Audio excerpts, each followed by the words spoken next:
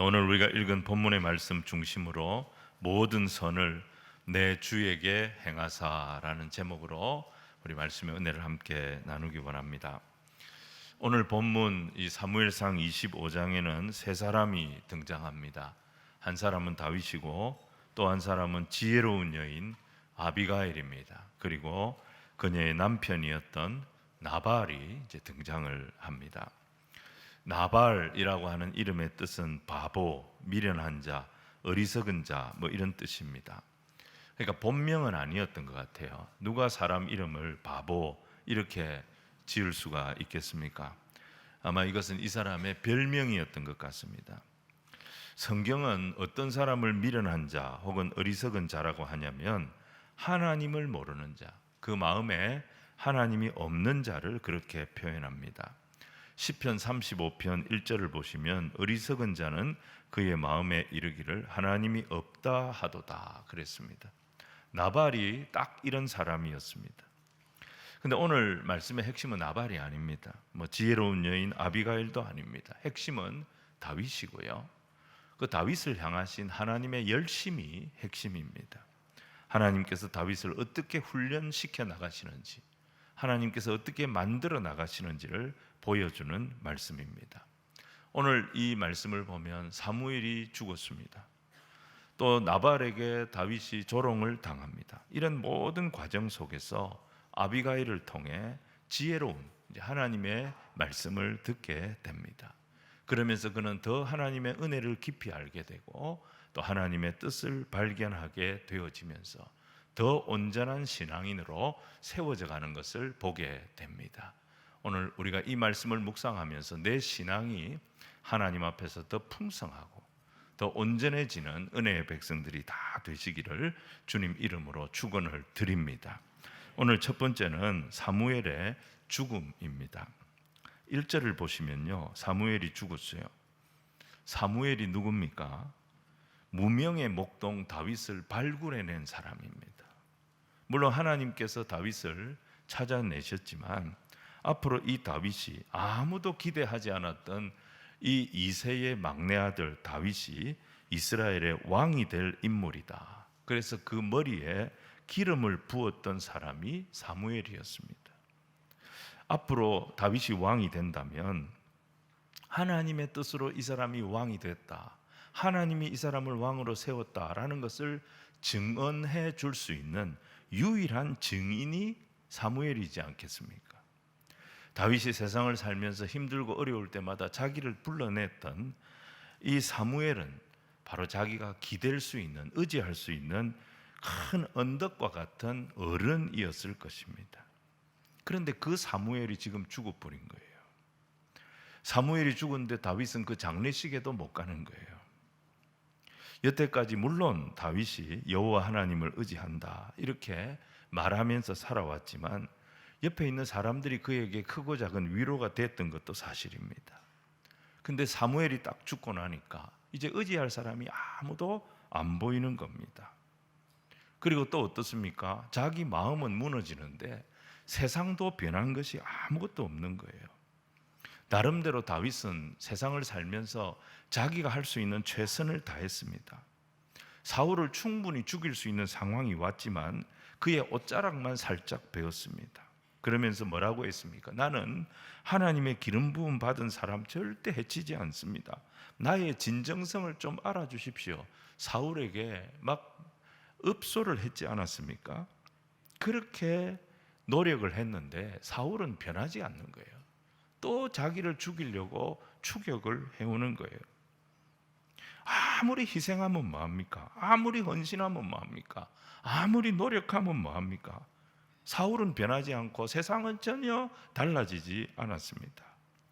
여러분, 사람이 이런 국면에 딱 처하게 되면 탈진을 하게 됩니다. 아무것도 소용이 없구나. 아무리 노력해도 변하는 게 없구나.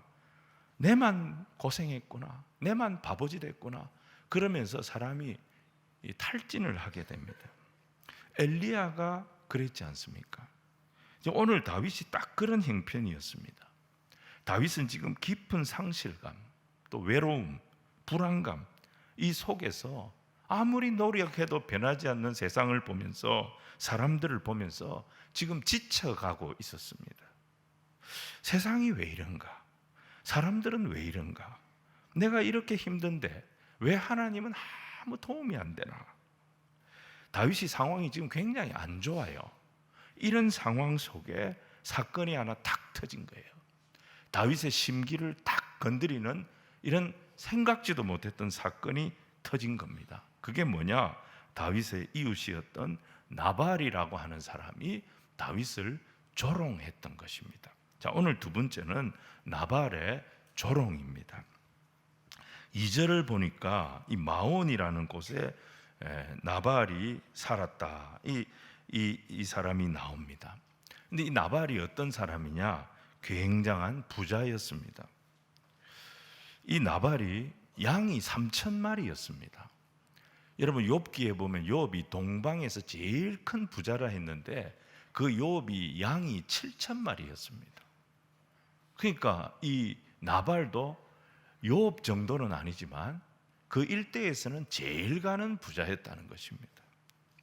그런데 4절 이후를 보면 다윗이 이 나발의 목장에서 양털 깎는 날이 돼가지고 뭔가 도움을 좀 얻을 수 있겠다 싶어가지고 자기 부하들을 보내는 모습을 보게 됩니다.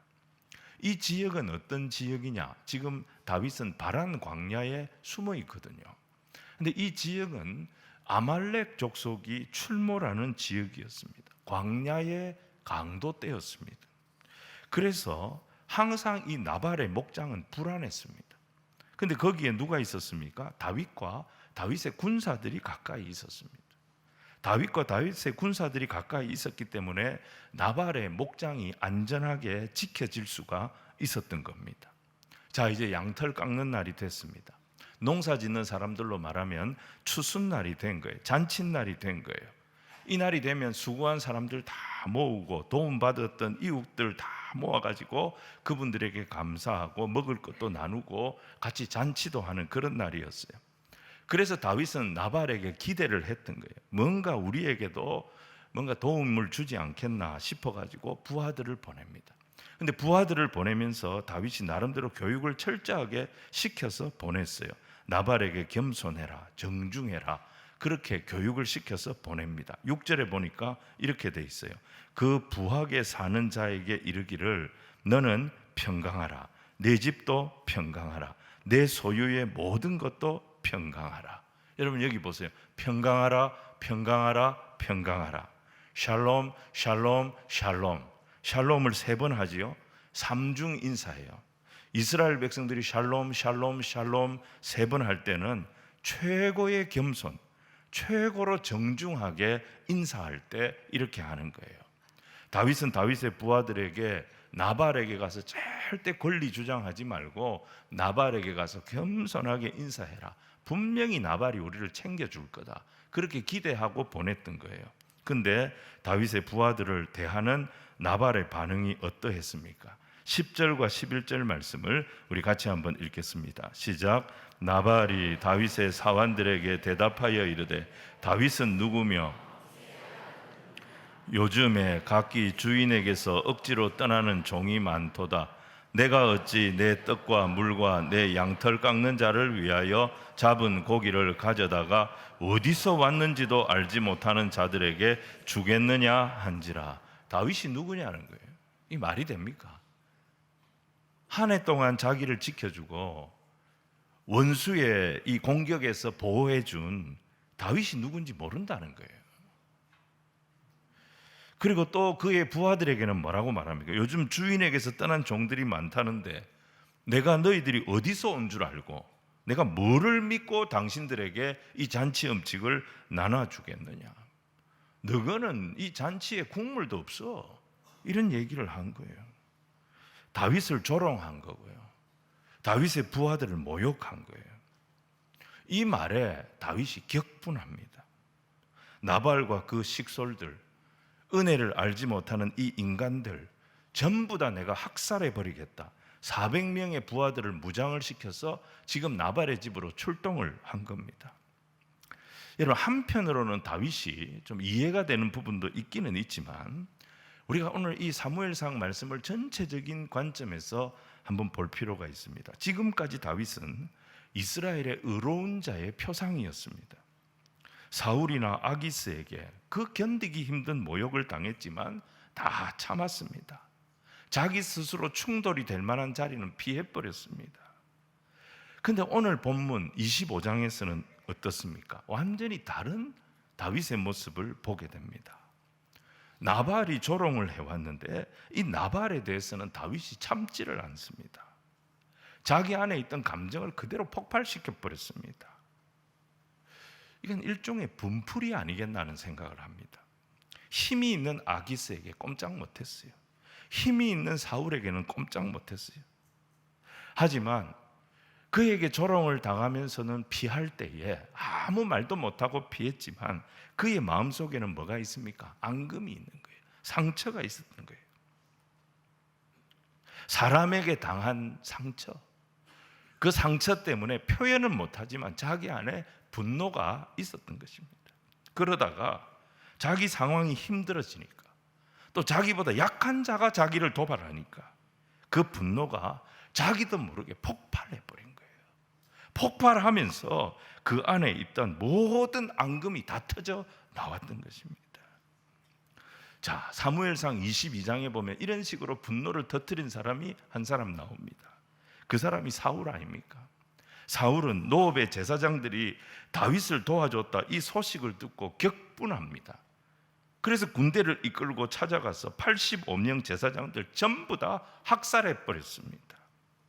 22장에서 나오는 사울의 분노하고 오늘 25장에 나오는 다윗의 분노하고 뭐가 다릅니까? 둘 다 분노를 못 이기는 그런 모습 아닙니까? 한 사람은 사람을 죽였고요, 한 사람은 사람을 죽이겠다고 쫓아가는 똑같은 학살자의 모습이 나타나는 것입니다. 무슨 말씀을 드리려고 하냐면 다윗이 과연 하나님의 인정을 받을 만큼 특별한 사람이냐는 것입니다. 그가 과연 의인이냐는 것입니다. 분노 게이지가 딱 높아지니까 다윗에게서 뭐가 드러납니까? 사울의 속성이 드러나는 거예요. 다윗 안에 사울이 있는 거예요. 그의 대적, 그가 욕하고 그가 저주했던, 그가 상처받았던 이 사울의 모습이 자기 분노가 딱 올라가니까 자기 안에서 그대로 나타났던 것입니다. 다윗은 사울과 다르지 않았다는 것입니다. 고난이라고 하는 것은 참 무서운 것입니다. 고난은 사람의 내면을 불안하게 만듭니다. 상하게 만듭니다. 악하게 만듭니다. 그래서 이 고난이라고 하는 것은 그 사람의 영혼을 말리고 말려서 죽이는 것입니다. 그래서 고난의 때에는 더 많은 은혜가 필요합니다. 더 큰 하나님의 은혜가 필요하고요, 더 하나님께서 만져주시는 치유가 필요한 것입니다. 근데 어떤 사람들은 이 고난 속에서도 불안을 이겨내는 사람들이 있습니다. 상처를 이겨내는 사람들이 있습니다. 고난 속에서도 기쁨을 잃어버리지 않는 사람들이 있습니다. 밝아요. 따뜻해요. 이게 신앙인의 모습입니다. 이런 신앙인의 삶은 어디서 만들어지느냐? 기도 속에서 만들어집니다. 말씀 속에서 만들어집니다. 그리고 뭘 만나야 되느냐? 건강한 신앙 공동체를 만나서 그 안에서 만들어지는 것입니다. 말씀이 있고 기도가 있고 건강한 권면이 있고 사랑이 있는 이 건강한 신앙 공동체를 만난 이 모습이 바로 하나님 나라의 모습이고, 다윗의 모습이 이런 나라, 이런 모습이 돼야 되고, 다윗이 앞으로 세울 나라가 이런 나라가 돼야 하는데 지금 어떻습니까? 나발의 작은 악에 다윗의 선이 지고 있는 것입니다. 하나님은 다윗의 선이 나발의 악을 이기는 삶을 살게 되기를 원하셨던 것입니다. 근데 선으로 악을 이기는 삶이 내 힘으로 됩니까? 내 힘으로 안 되는 거예요. 나의 내면 깊은 곳까지 뭐가 임해야 되느냐? 하나님의 은혜가 임해야 하는 것입니다.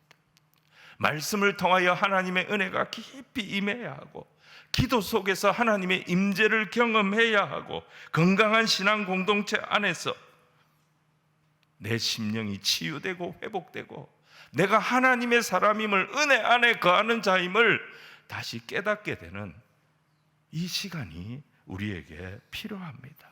그래야 내 안에 하나님 나라가 세워지고 내가 하나님 나라 안에 거하는 백성이 되는 거예요. 이 훈련이 뭐죠? 이게 신앙 훈련인 것입니다. 지금 다윗은 하나님 앞에서 이 훈련을 받고 있는데 25장에서 뭐죠? 그의 민낯이 다 드러난 거예요. 자, 22절 보시면 분노한 다윗이 이런 말을 합니다. 21절과 22절을 우리 같이 읽겠습니다. 시작. 다윗이 이미 말하기를 내가 이자의 소유물을 광야에서 지켜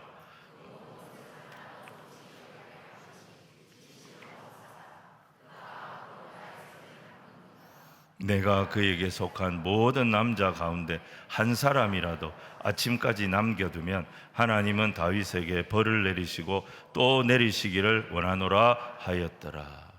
여기 보면 모든 남자, 나발에게 속한 모든 남자 중에 한 사람이라도 아침까지 남겨두면 내가 벌을 다 죽여버리겠다는 얘기예요.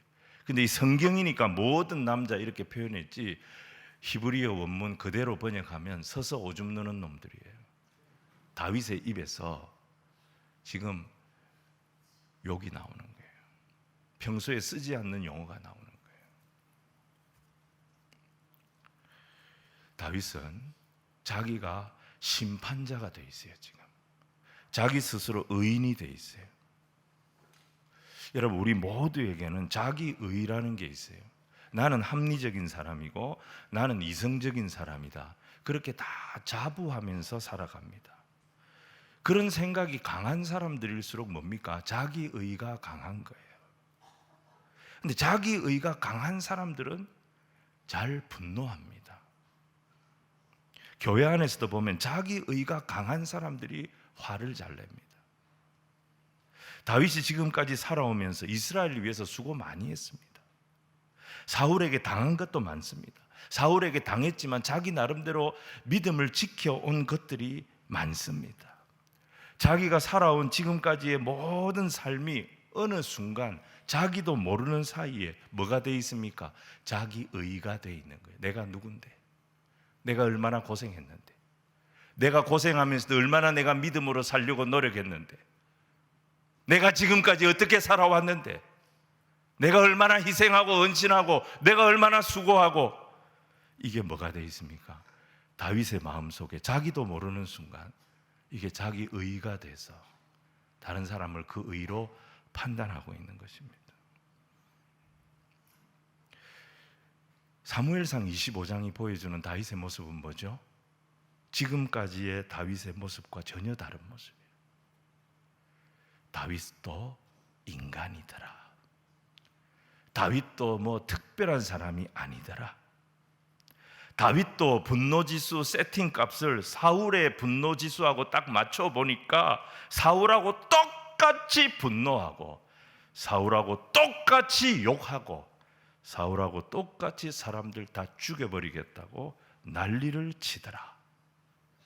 죄로 물든 우리 인간의 모습이 다 거기서 거기더라. 다윗과 사울은 도찐 개찐이더라. 뭐 이런 말인 거예요. 여러분, 자기 자신을 존중해야 되지만 자기 자신에 대해서 너무 자부심 갖지 마세요. 도찐 개찐이에요. 여러분이 욕하는 사람하고 나하고 하나도 다를 게 없어요. 오늘 말씀에 나발을 통해서 다윗을 훈련하시는 이 하나님의 훈련법, 그게 뭐죠? 네 힘과 네 의지로 네 안에 있는 선을 지키고 악을 이기고 그 선을 유지하고 그렇게 할 수 있을 것 같냐? 불가능이다. 하나님 이거 가르쳐 주시는 거예요. 우리는 다 어떻게 살아야 되느냐? 오늘도 하나님 의지하며 살지 않으면 우리가 다 사울이 될 수밖에 없는 그런 존재라는 것입니다. 인생은 지금도 떠내려가고 있습니다. 우리는 다 떠내려가고 있습니다. 지금 말씀 붙잡지 않으면, 지금 기도하지 않으면 그래도 나는 떠내려가지 않을 거다, 나는 표류하지 않을 거다, 이게 다 착각이라는 것입니다. 나의 의를 넘어서야 됩니다. 나의 의를 넘어서는 길은 뭐냐? 하나님의 의를 붙잡는 거예요. 여러분, 우리가 하나님의 의를 만나는 것이 신비입니다. 우리는 하나님의 의를 만날 수가 없어요. 하나님의 의를 우리 같은 자가 만날 수 있다는 것이 신비예요. 그런데 이 신비의 방법은 두 가지입니다. 하나는 뭐냐? 내가 완전히 무자격자라는 것을 깨달아야 됩니다. 오늘 예배가 진짜 예배가 되는 길이 뭐냐? 오늘 이 예배를 통하여 하나님의 의를 만나고 하나님의 은혜를 만나고 하나님의 능력을 만나는 그 첫 단추가 뭐냐? 나는 자격이 안 됩니다. 하나님을 예배할 자격이 안 됩니다. 하나님 앞에 나올 수 있는 자격이 없습니다. 저는 완전히 무자격자입니다. 이 고백을 하는 거예요. 여러분, 이것을 성경이 뭐라고 말합니까? 죄인이라고 말하는 거예요. 나는 죄인입니다. 하나님 앞에 설 자격이 안 되는 죄인입니다. 근데 그 자격 없는 나를 하나님은 아무 조건 붙이지 않고 사랑해 주셨다는 거예요. 아무 조건 붙이지 않고 품어 주셨다는 거예요. 이 두 가지가 만나야 돼요. 나는 무자격자입니다.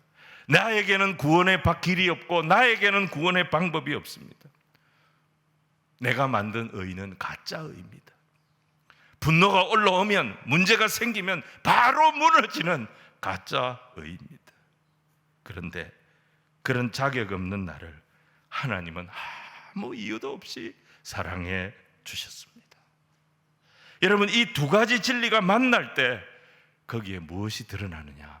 하나님의 의, 하나님의 자녀가 되는 권세, 하나님 나라 백성이 되는 영광이 나타나게 되는 것입니다. 여러분, 이거 만나지 못하면 우리는 평생 어떤 인생 사느냐? 자기 의를 만드는 삶을 살다가 끝나는 것입니다. 사람들은 자기 의를 어디서 찾으려고 합니까? 학력에서 찾으려고 합니다. 그래서 공부를 많이 해서 어쨌든지 좋은 학교를 가려고 합니다. 왜? 그게 내 의가 되기 때문에. 무슨 자격증을 많이 가지려고 합니다. 왜 그렇습니까? 그게 있어야 내 의가 되기 때문에. 아니면 돈을 많이 가지려고 합니다. 돈이 많아야 그게 내 의가 되어서 세상에서 무시당하지 않는 것입니다. 근데 여러분, 이런 게 필요 없는 공동체가 있죠. 그게 가정 아닙니까? 내가 전혀 내세울 것이 없어도 다 용납해주는 사랑의 공동체, 그게 가정 아닙니까? 거기서는 내가 내 의를 만들 필요가 없지요. 내 마음대로 해도, 내가 실수를 해도, 내가 화장을 안 해도, 그냥 집에서 아무 옷이나 입고 널브러져 있어도 잔소리만 조금 들으면 됩니다. 다 용납이 되고 다 수용이 되고, 그게 뭡니까? 그게 가정 아닙니까? 거기서 우리가 숨을 쉬는 거 아닙니까? 하나님 안에서 우리가 그렇게 좀 살아가자는 겁니다. 하나님 안에서 사는 게 뭡니까? 은혜 안에서 산다는 말이 뭡니까? 내가 아무것도 없는데, 내가 아무것도 한 것도 없는데, 내가 한 것은 사고친 것밖에 없고, 내가 한 것은 실수한 것밖에 없고, 내가 한 것은 잘난 체한 것밖에 없는데, 그런 나를 아무것도 묻지도 따지지도 아니하시고 만나주시고 품어주시고, 그게 하나님 나라예요. 그게 은혜예요. 다윗의 문제가 뭐죠? 다윗은 지금까지 자기 의를 만드는 인생을 살아왔던 겁니다. 나름대로 잘 살아왔지요. 열심히 살아왔지요. 충성을 다하면서 살아왔지요. 근데 하나님이 원하시는 삶은 거기서 한 단계 위의 삶이었습니다. 자기 의를 붙드는 삶, 자기 의를 만들고 쌓아가는 삶이 아니라 아무 의가 없을지라도 손만 내밀면 내 손을 잡아주시는 그 하나님 한 분을 붙드는 삶을 살기를 하나님은 다윗에게 원하셨던 것입니다. 다윗아, 네가 아무것도 안 돼도 좋다. 네가 아무것도 없어도 좋다. 나는 그냥 네가 좋다. 사무엘상 25장에서 다윗이 깨어졌던 게 바로 이거고, 다윗이 깨달았던 게 바로 이거예요. 어디서 깨어지느냐? 내가 사울하고 다를 거 하나도 없는 분노의 사람이구나. 똑같이 사람을 막 죽이려고 하는 학살자의 감정이 나에게 있구나. 나에게 의가 없구나. 이거 깨닫고 무너진 거예요. 그러면서 또 하나는 뭐죠? 이런 나를 불러주시는 하나님, 그 하나님 아니면 아무것도 안 되겠구나. 자격 없는 나, 그럼에도 불구하고 나를 끝까지 사랑하시는 이 하나님의 무조건적인 사랑, 이걸 깨달은 거죠. 여러분, 우리가 어디로 들어가야 되느냐? 더 이상 내 자격을 만들 필요가 없는 관계 속으로 들어가는,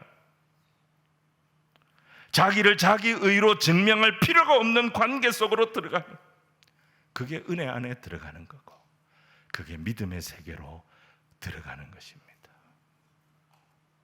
사무엘상 25장에서 다윗이 만났던 은혜의 세계, 다윗이 만났던 믿음의 세계를 오늘 우리가 만나서 그 세계 속에 주님과 함께 영원 교통하는 귀한 주의 백성들이 다 되시기를 주님 이름으로 축원을 드립니다. 오늘 마지막 세 번째는 아비가일의 권면입니다. 아비가일을 만나면서 다윗이 이걸 깨닫게 됩니다. 자기가 하나님의 은혜 안에 있다는 것을 알게 됩니다. 아비가일은 다윗이 준비한 사람 아니었습니다. 다윗이 만날 거라고 예상한 사람도 아니었습니다. 준비하지도 않았고 예상하지도 않았는데 하나님께서 이 사람이 다윗을 만나도록, 다윗이 이 사람을 만나도록 해주셨던 겁니다. 그때 깨달은 게 뭐겠습니까? 하나님이 이 순간에도 나를 지키고 계시는구나. 내가 나를 지키는 것이 아니구나. 나도 힘이 생기면 얼마든지 사울처럼 다른 사람 막 함부로 죽이려고 하는 그런 어쩔 수 없는 인생이구나. 내가 힘이 있다는 것이 위험한 거구나. 내가 권력이 있다는 것이 위험한 것이구나. 내가 인기가 있다는 것이 무서운 것이구나. 이걸 알게 된 거예요. 아비가일을 만나서. 자, 아비가일이 세 가지 얘기를 합니다. 하나는 뭐냐?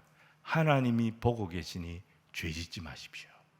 자, 우리 26절을 같이 읽겠습니다. 시작. 내 주여 여호와께서 살아계심을 두고 맹세하노니 내 주도 살아계시거니와 내 주의 손으로 피를 흘려 친히 보복하시는 일을 여호와께서 막으셨으니 내 주의 원수들과 내 주를 헤아려 하는 자들은 나발과 같이 되기를 원하나이다. 제일 먼저 한 게 뭐냐?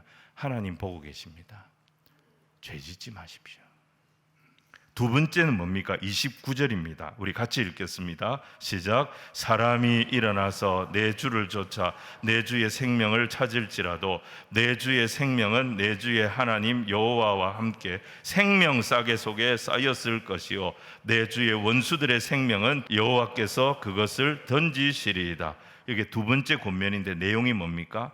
당신의 생명은 하나님의 생명 싸개에 쌓여 있는 하나님의 은혜 안에서 보호받고 있는 생애임을 기억하십시오. 하나님이 생명 싸개로 당신을 쌓아주셨기 때문에 여기까지 버티고 올 수 있었던 겁니다. 그거 잊지 마십시오. 자, 세 번째 권면은 30절과 31절인데요. 하나님께서 당신을 이스라엘의 왕으로 세우실 거니까 그때 후회될 일 하지 마세요. 마음에 걸릴 일 만들지 마세요. 이게 세 번째 권면입니다. 30절과 31절을 같이 읽겠습니다. 시작. 모든 선을 내 주에게 행하사 내 주를 이스라엘의 지도자로 세우실 때에 내 주께서 무죄한 피를 흘리셨다든지 내 주께서 친히 보복하셨다든지 함으로 말미암아 슬퍼하실 것도 없고 내 주의 마음에 걸리는 것도 없으시리니 다만 여호와께서 내 주를 후대하실 때에 원하건대 내 주의 여정을 생각하소서 하니라. 이게 아비가일이 했던 세 가지 권면이에요. 하나님 살아계십니다. 죄짓지 마십시오. 당신이 지금까지 살아온 거 당신 힘으로 살아온 거 아닙니다.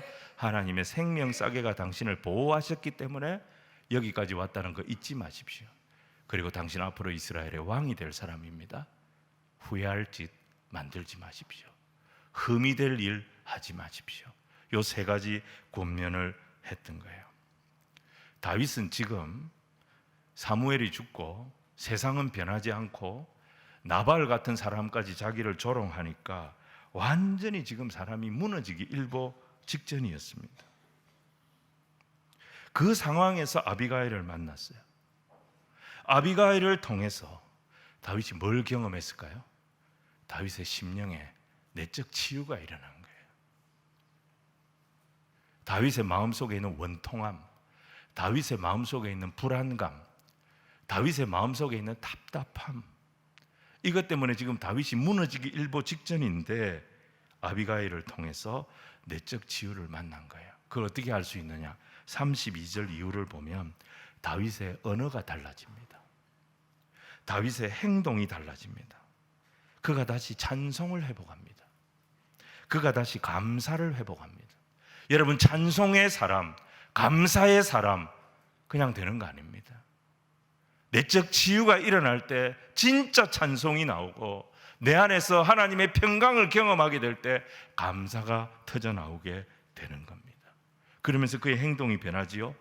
분노가 사라지고 원수 갚는 죄를 더 이상 진행시키지 않았던 것입니다. 저는 아비가일이 어떤 순간적인 이런 기지로 다윗을 권면해가지고 파국을 막았다, 그렇게 생각하지 않습니다. 아비가일은 기도하는 여인이었을 겁니다. 이스라엘의 구원을 위하여, 장차 왕이 될 이 다윗을 위하여 계속 중보하면서 다윗을 위해서 계속 기도했던 여인이었다고 봅니다. 그랬기 때문에 이런 지혜의 말이 나온 거예요. 여러분, 기도가 깊어지면 지혜가 생깁니다. 그 기도에서 나온 지혜가 사람을 살립니다. 하나님은 위기의 때에 기도하는 사람을 부르십니다. 그 기도하는 사람의 지혜를 통하여 하나님의 사람을 지키십니다. 다윗의 파국을 막아주십니다. 다윗의 범죄를 막아주십니다. 지금까지 다윗은 항상 단순하게 생각했어요. 자기와 상대, 이렇게 생각했어요. 사울과 다윗, 다윗과 사울 1대1의 관계로 세상을 보았어요. 다윗과 나발, 나발과 다윗 1대1의 관계로 세상을 보았어요. 그래서 항상 사람을 볼 때마다 무슨 기준을 가지고 보느냐? 나한테 잘하는 사람이냐? 나한테 못하는 사람이냐? 나를 존대하는 사람이냐? 나를 함부로 하대하는 사람이냐? 그 기준으로 사람을 본 거예요. 좋은 사람이냐? 나쁜 사람이냐? 근데 아비가일의 조언의 핵심이 뭐예요? 1대1로 보지 말라는 거예요. 그 위에 하나님이 계신다. 나발과 다윗의 관계가 아니라 하나님의 관계 속에서 나발을 보라는 거예요.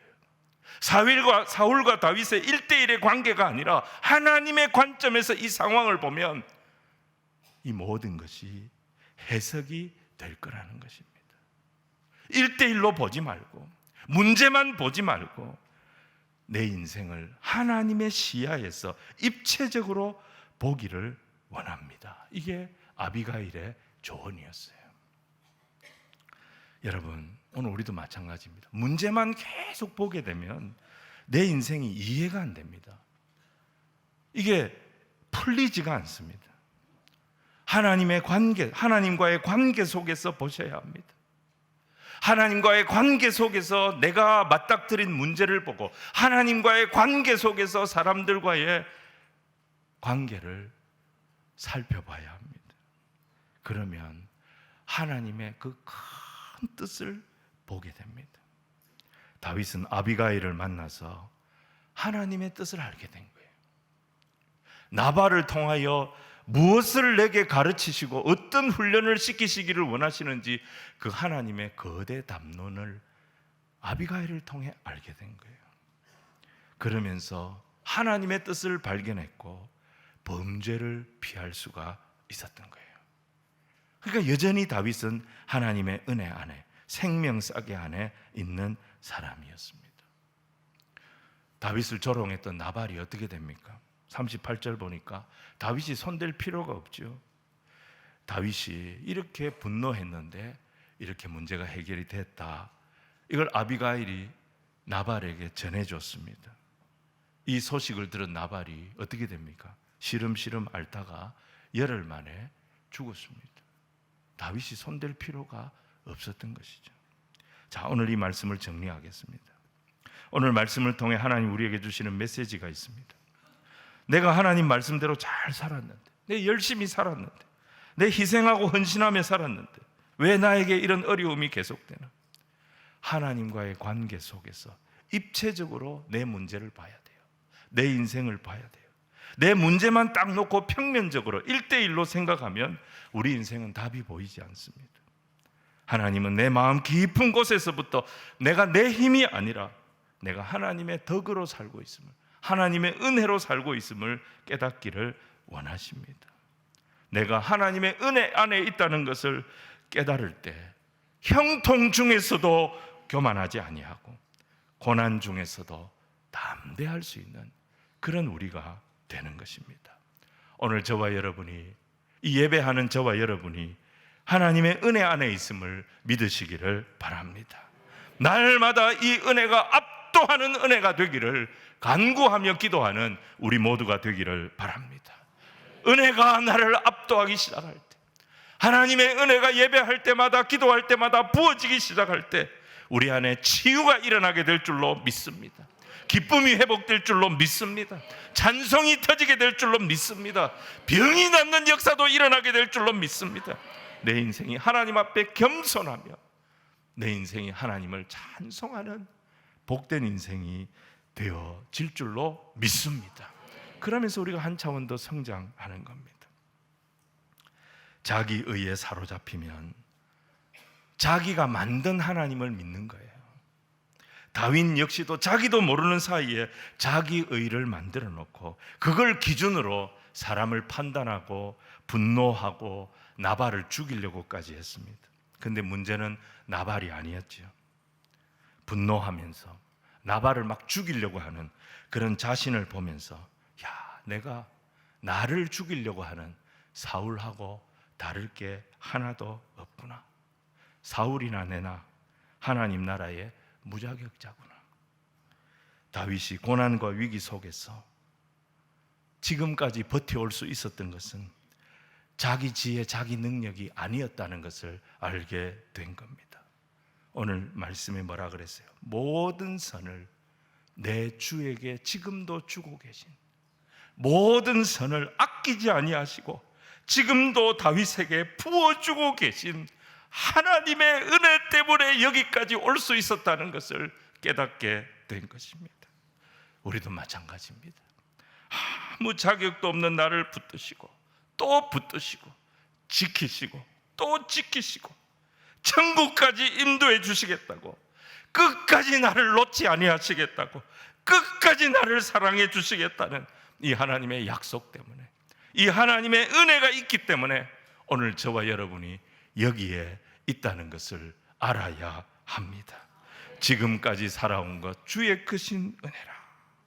이 은혜를 아는 자로, 이 하나님의 의를 만나는 자로 한 차원 더 성숙되어져 가는 주의 백성들이 다 되시기를 주님 이름으로 축원을 드립니다.